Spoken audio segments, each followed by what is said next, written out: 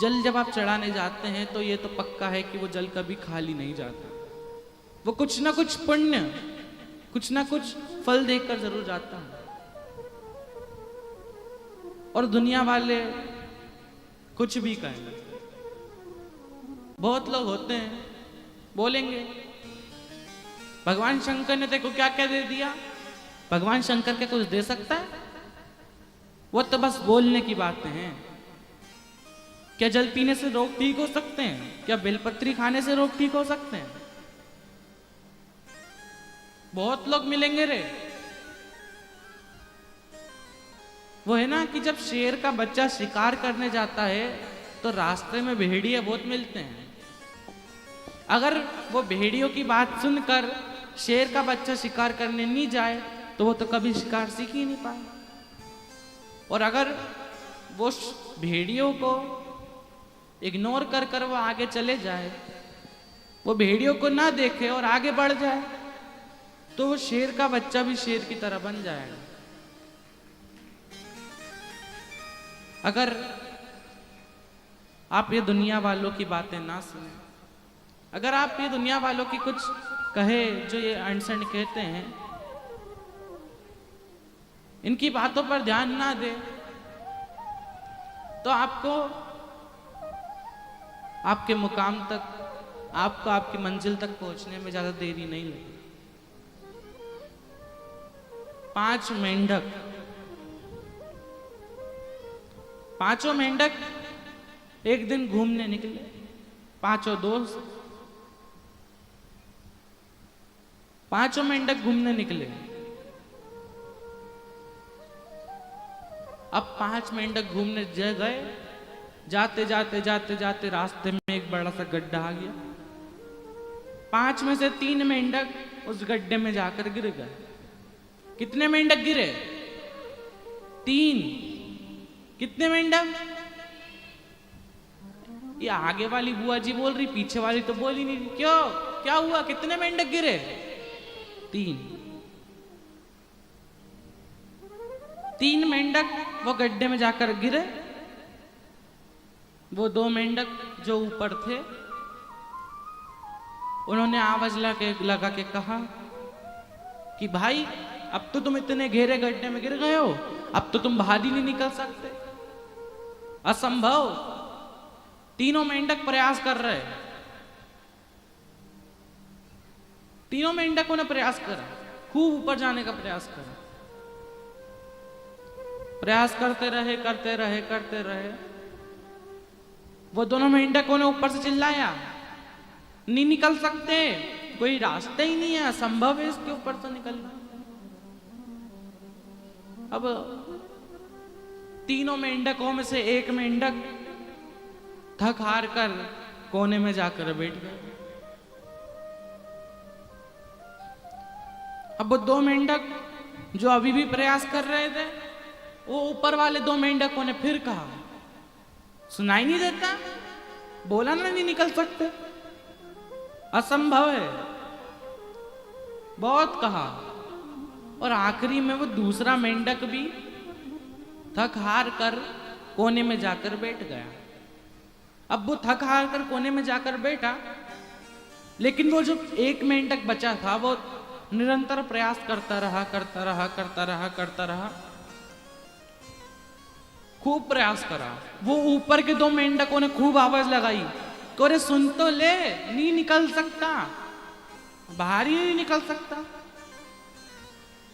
मैं कह रहा हूं ना नहीं निकल सकता, हम कह रहे हैं नहीं निकल सकता। खूब उसको हराने की कोशिश करी, खूब डिमोटिवेट करने की कोशिश करी,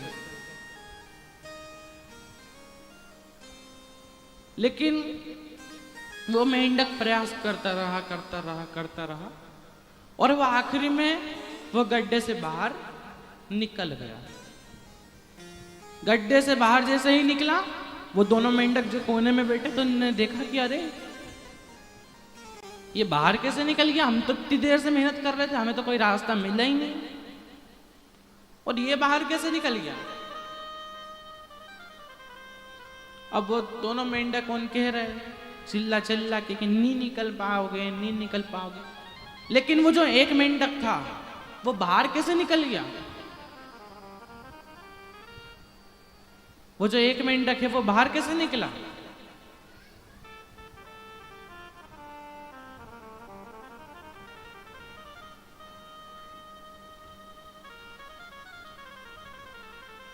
कारण पता लगाया कि वो जब चिल्ला रहे थे कि तुम बाहर नहीं निकल पाओगे, वो नहीं निकल पाओगे, वो दोनों मेंढकों ने बात सुन ली, उसने क्यों नहीं सुनी? तो पता चला कि वो जो मेंढक था वो बहरा था, उसे सुनाई नहीं देता था। वो जो मेंढक था वो बहरा था। तो ये कहानी हमें इतनी बड़ी सीख देती है कि अगर आप अपनी मंजिल तक पहुंचना चाहते हैं, अगर आप अपने मुकाम तक पहुंचना चाहते हैं, अगर आप आगे बढ़ना चाहते हैं तो बहरे हो जाओ। किसी की बात मत सुनो। दुनिया कहती रहेगी कि क्या होगा मंदिर जाने से, क्या होगा जल चढ़ाने से, क्या होगा शिव पुराण सुनने से। इन्होंने तो धंधा खोल के रखा है। बहुत लोग कहेंगे, लेकिन अगर आपने इनकी बात सुन ली तो वो दो मेंढकों जैसा हाल हो जाएगा। इस दुनिया में ही फंसे रह जाओगे और इस दुनिया से बाहर देख ही नहीं पाओगे। और भगवान शंकर जब उनकी शरण में कोई जाता है, जब उनकी कोई शरण में जाकर उनसे कुछ मांगता है तो वो देने में कमी नहीं रखते। कहते हैं कि दुनिया की बात मत सुन, खुद पर भरोसा रख। एक दिन ये भवसागर से पार तो जरूर हो जाएगा। और वह है ना एक लाइन, तेरे द्वार पे जब से शीश झुकाया, हारा ना मैं खुद को पाया, तूने थामी मेरी जिंदगी। अब जाके मुझको समझ ये आया, दुनिया है झूठी माया, सत्य एक तू झूठा हर कोई। जिन पे चल मिले तू वो ही बस में, ढूंढू अब डगर मंजिल तू हो तो लगेगा मुझको। खुशनुमा सफर तू मेरे दिल में रहता है, मन के मंदिर में बैठा है, मेरी रग रग में बहता है। भोलेनाथ रे मेरे जीने का सहारा तू, मुझे सांसों से प्यारा तू, मैं दरिया मेरा किनारा तू, ओ भोलेनाथ रे। और जब मंजिल आपने ठान ली है, जब मंजिल आपने देख ली है कि आपको जाना कहां तक है, तो दुनिया की बात सुनने की जरूरत नहीं है। और जो सुन लेता है, जो अपशब्द सुन लेता है, जो